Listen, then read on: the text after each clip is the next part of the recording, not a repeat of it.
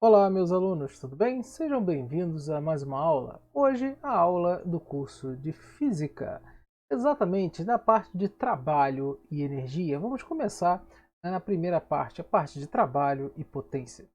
Pois é, então, se tem dúvida nesse conteúdo, se quer aprender esse conteúdo, se quer ter um conteúdo de qualidade, inscreva-se no canal. Nós vamos fazer aquela troca, né? Eu lhe entrego um conteúdo de qualidade e você se inscreva e compartilhe esse vídeo. Então, vem comigo que eu vou lhe mostrar. Então, gente, trabalho e energia. A introdução é o seguinte: a energia é uma grandeza de extrema importância porque está relacionada com os inúmeros fenômenos que ocorrem na natureza. Enquanto você faz a leitura deste capítulo, uma quantidade de energia está sendo utilizada para impulsionar seu coração, uma outra parcela serve para movimentar seus pulmões e manter seu corpo a uma temperatura constante. Quando você esfrega as mãos uma contra a outra, ela esquenta em virtude da força de atrito entre elas, que transfere energia para as moléculas da mão. O processo de transferência de energia por ação de uma força que se desloca é chamado de trabalho, tá certo? Então, vamos lá. Isso aí é a definição de trabalho. Então, gente, trabalho de uma força constante paralela ao plano horizontal, trabalho é igual a força vezes distância, tá? O deslocamento dele. Então, por exemplo, você está aplicando uma força a um corpo. Tá? Então, por exemplo, aqui está um corpo. Aí você aplica uma força nesse corpo e ele começa a se deslocar. Então, essa força vezes o deslocamento desse corpo nada mais é o que o trabalho dessa força, certo? Vamos lá. Então, agora, tem mais uma coisa. Se a força não for paralela ao solo, tiver alguma inclinação com relação ao plano horizontal, aí, quando tem essa inclinação, você tem que acrescentar o cosseno do ângulo. Então, trabalho passa a ser força vezes deslocamento vezes o cosseno do ângulo. Por que o deslocamento, tem que ver com o cosseno?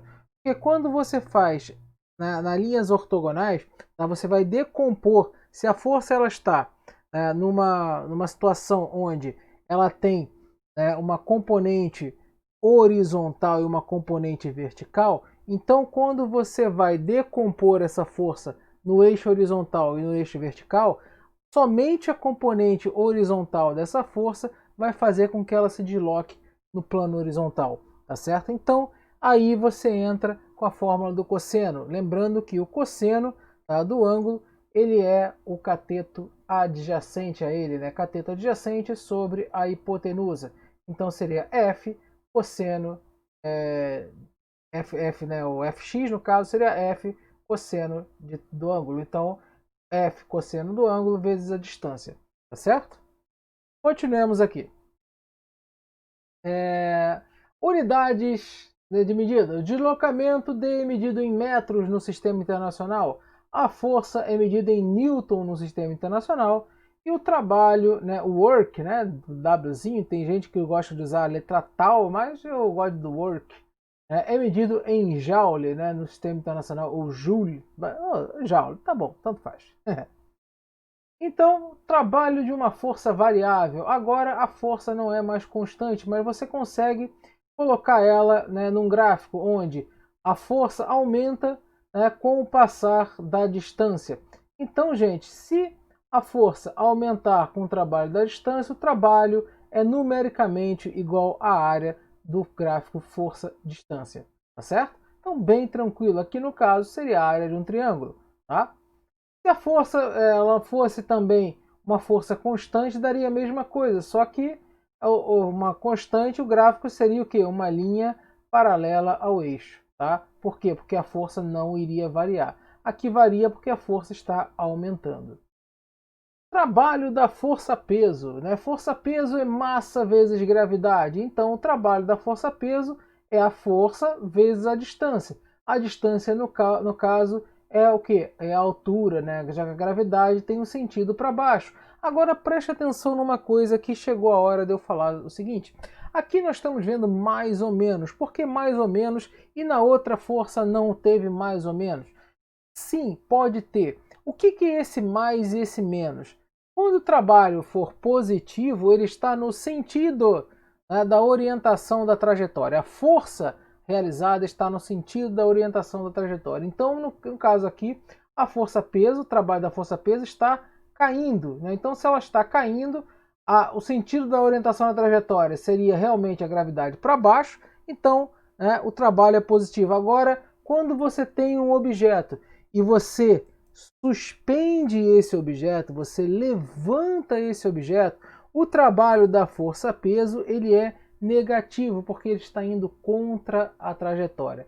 É a mesma coisa se esse objeto estivesse se deslocando, né, em linha reta. Então, esse objeto está se deslocando para cá e eu estou aplicando uma força em sentido contrário, mas mesmo assim eu não consigo impedir o movimento. Então, essa força ela pode ser uma força dissipativa, tá? Que está indo contra o movimento, está indo contra a trajetória. Então, é um trabalho negativo, tá certo? Então, vamos lá. Aí, continuando aqui. Potência, potência média. Potência é a grandeza física que mede a rapidez com que um determinado trabalho é realizado. Ou seja, a potência ou potência média, o que for, é um trabalho num certo tempo, ou seja, ΔT, lembrando, é variação do tempo. Então, potência é trabalho sobre o tempo, tá certo? Então, unidades de potências. No sistema internacional é o Wzinho lá, o watts, que quer dizer trabalho em joule e tempo em segundo. Então, watts ele é joule por segundo. Existem outras unidades de medida de potência, né? Na indústria mecânica é muito comum o uso de outras, né, para medir. Então, nós temos a qual? Ao cavalo vapor, né? Um cavalo vapor é igual a 735 watts, né? E o horsepower, né? Um HP é igual a 746 watts, tá certo? E rendimento, o rendimento de uma máquina, o rendimento de qualquer coisa, né? O rendimento, né, com relação à potência, né, você tem a potência útil, que é aquela que foi totalmente utilizada, sobre a potência total. Né? A potência total seria a potência total de um sistema. E a potência, também o rendimento, ele pode ser 1 menos a potência dissipada sobre a potência total. Então, lembrando que a eficiência na realização de um trabalho é medida pelo rendimento. Então, agora uma observação, o rendimento ele é uma grandeza adimensional, ou seja, é um número puro, pois não é obtido em uma relação entre duas grandezas de medidas na mesma unidade. Então, gente, o rendimento ele pode ser medido em porcentagem, que é bastando multiplicar o resultado por 100. Então, por exemplo, um exemplo, né, de um rendimento de 0,6 é um rendimento de 60%. Tá certo? Então é isso aí, meus amigos. Vamos ficar por aqui. Espero que tenham gostado. Mais aulas estão vindo por aí. Alguns exercícios também vão aparecer. Não deixem de se inscrever no canal. Gostou do vídeo? Comente, compartilhe com seus amigos. Não esqueça do nosso acordo. Eu lhe entreguei um conteúdo de qualidade e você curte e compartilhe. Muito obrigado. Quem puder, apoie esse PicPay Mercado Pago, né, para ajudar o projeto. Muito obrigado, pessoal. Até a próxima.